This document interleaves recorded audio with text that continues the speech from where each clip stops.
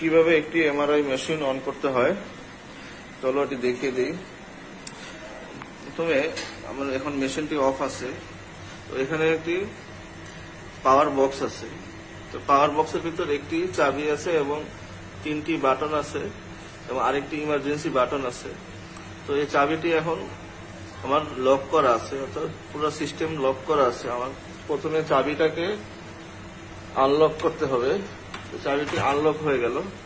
এখন আমার এখানে এটা হচ্ছে সিস্টেম অন, এটা হচ্ছে সিস্টেম অফ, আর ওটা হচ্ছে অ্যালার্ম অফ।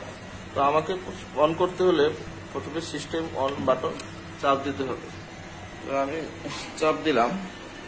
তো চাপ দেওয়ার পরে দেখা যাচ্ছে যে আমার গ্যান্ট্রিতে পাওয়ার আসছে এবং যে মনিটর, সেই মনিটরে পাওয়ার আসছে এবং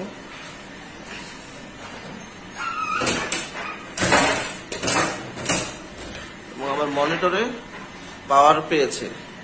কিন্তু অনেক সময় দেখা যায় যে কম্পিউটারের সিপিইউ কিন্তু অন হয় না, সেক্ষেত্রে অনেক সময় এই সিপিইউটা ম্যানুয়ালি অন করে দিতে হয়। এই ম্যানুয়ালি অন করার পরে আমাদের কম্পিউটার